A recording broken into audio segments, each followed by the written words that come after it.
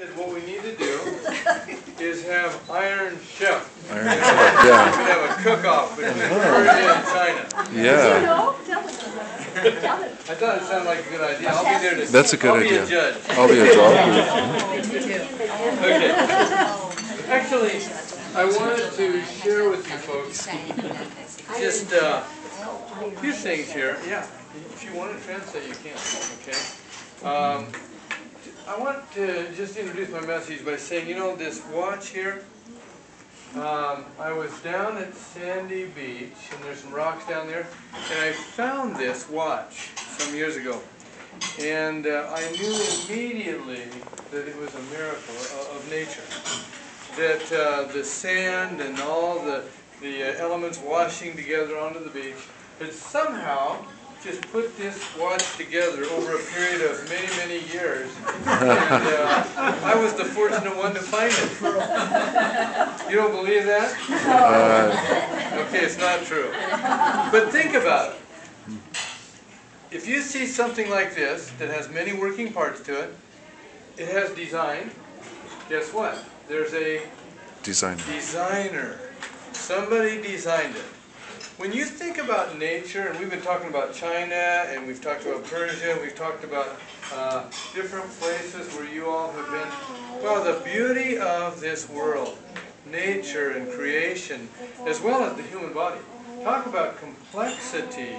It's nothing, this is nothing compared to the complexity of the design of our universe and our world, and even Hawaii.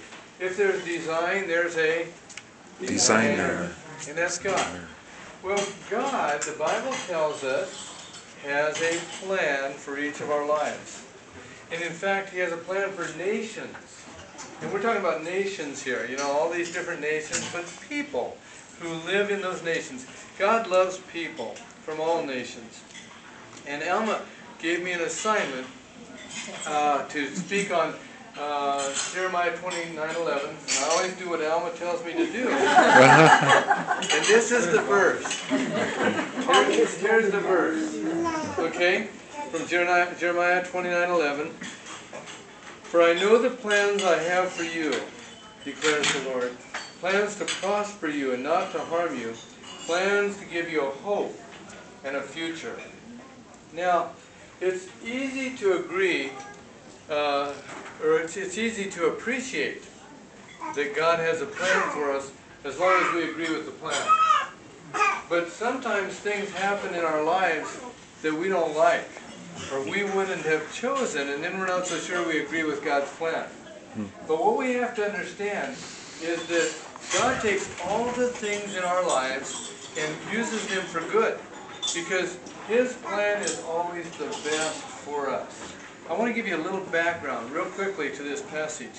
This was written about 595 BC, okay?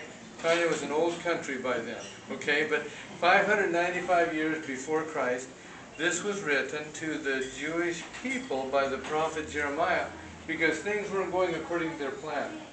They'd been invaded by the Babylonians, and about 3,000 of them had been taken captive, okay, over to Babylon, and they're saying, wait a minute.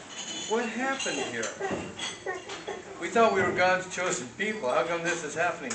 And then they thought, well, maybe this is going to get over very quickly, and we'll go back.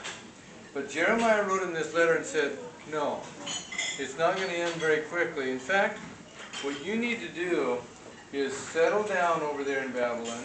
You need to build houses. You need to plant gardens. You need to marry. You need to have children. Because this is going to take a while.